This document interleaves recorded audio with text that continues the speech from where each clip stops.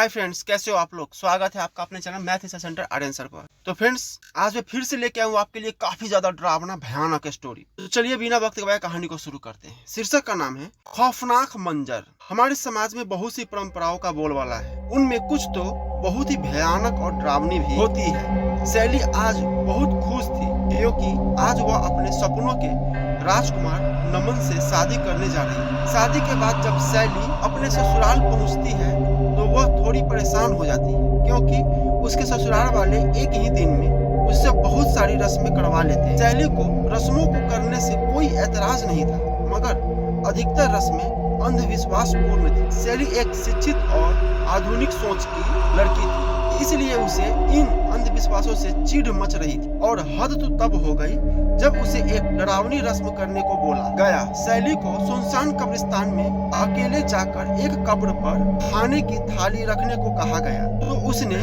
साफ मना कर दिया और नमन की तरफ देखने लगी। नमन ने अपनी गर्दन झुका ली तो शैली को बहुत गुस्सा आया और वह अकेले कब्रिस्तान की तरफ निकल पड़ी। रात का समय था जिसकी वजह से काफी अंधेरा था और हवा के चलने की आवाज भी बहुत डरा रही थी। शैली एक हाथ में टॉर्च और दूसरे हाथ में खाने की थाली लेकर चल रही थी। शैली के कान में अचानक एक डरावनी आवाज पड़ी, मगर वह रुकी नहीं और तेज कदमों से आगे बढ़ने लगी। शैली उस कब्र तक पहुंच गई जहां उसने थाली रखी थी। शैली ने जैसे ही थाल को कब्र पर रखा, बहुत जोर का हंसी का ठहाका उसे कानों में पहुंचा। शैली ने देखा सामने की एक भूतिया पहाड़ी पर घर था जहां से भयानक और डरावनी हंसी सुनाई दे रही थी। उस घर पर बिजली कड़क रही थी और पास के जंगल से सभी जानवरों को खींचने की आवाजें आ रही थी। हवा साए साए करके चल रही थी और शैली को डर के मारे रोंगटे खड़े हो गए थे। माथे से पसीना तर तर टपक रहा था। शैली ने जैसे ही वहां से भागने की कोशिश की,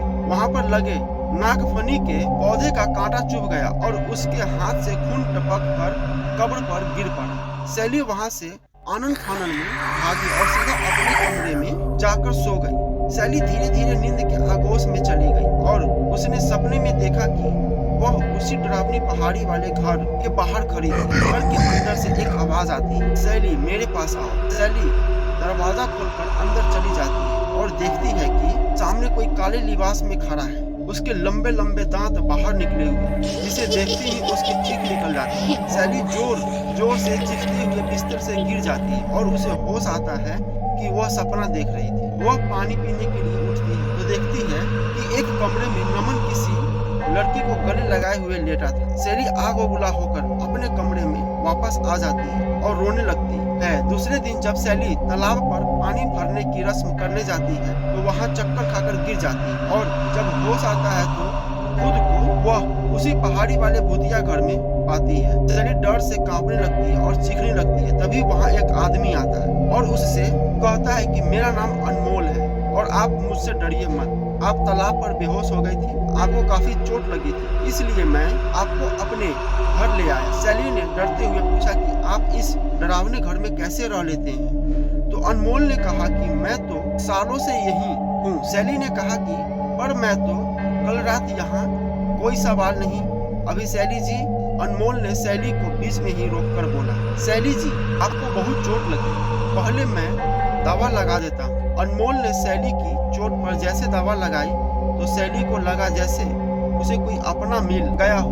अनमोल ने शैली से कहा कि आप अपने पति से सावधान रहिए। शैली घर आ जाती है तो नमन उसको डांटते हुए पूछता है कि वह इतने देर से कहाँ गायब थी। शैली बिना कुछ बोले अपने कमरे में चली जाती है और सोचने लगती है कि उसके साथ इतना बुरा क्यों हो रहा है। उसकी आंखों में आंसू आ जाते हैं और वह देखती है कि सामने अनमोल खड़ा होकर उसके आंसू पोंछ रहा है। शैली सिसकते हुए अनमोल के गले लग जाती है, मगर तुरंत होश संभालते हुए कहती है कि यह गलत है, तुम यहाँ कैसे आए। अनमोल शैली से कहता है कि मैं तुम्हारा पति हूँ और हमारे बीच में कुछ भी गलत नहीं है। शैली ने कहा कि ये सब क्या बोल रहे हैं, मैंने कब तुमसे शादी की। अनमोल ने कहा कि उस रात तुम्हारा खून जब मेरी कब्र पर गिरा तो मेरी तुमसे शादी हो गई, क्योंकि मरे हुए लोगों का यही कानून है कि अमावस की रात अगर किसी स्त्री का खून किसी भी कुंवारे लड़के के कपड़े पर पड़ जाए तो उनकी आपस में शादी हो जाती है।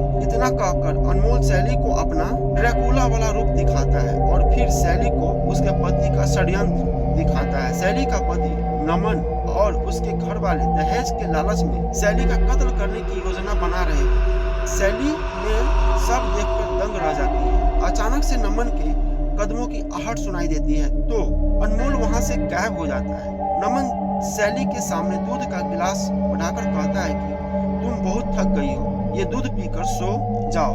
शैली दूध हाथ में लेकर नमन से कहती है, तुम जाओ, मैं दूध पी लूं। नमन के जाते ही शैली दूध को पास रखे गमले में डाल देती है और बिस्तर पर लेटकर बेहोश होने का नाटक करती है। नमन और उसके घर वाले कमरे में आते हैं और कहते हैं कि अच्छा हुआ नमन जो तुमने दूध में जहर मिलाकर इसे मार दिया, इससे जान छूटी, मर गई। तभी वहां अचानक से विचित्र सी घटनाएं होने लगती, डरावनी हंसी सुनाई देती है और सब आपस में एक दूसरे को मारने लगते हैं। अनमोल सबके सामने आता है तो सब अपने सामने ड्रैकुला को देखकर जोर जोर से चीखने लगते हैं। ड्रैकुला सबसे कहता है कि तुम सब में से मैं सिर्फ एक को छोड़ सकता हूँ, अब तुम लोग सोच लो किसे जिंदा रहना है। नमन ने अपने बाप को मार दिया खुद को बचाने के लिए और फिर सब ने खुद को बचाने के चक्कर में एक दूसरे को मार डाला। शैली ने रोते हुए अनमोल को गले लगाकर कहा, मुझे यहाँ से ले चलो अपने साथ।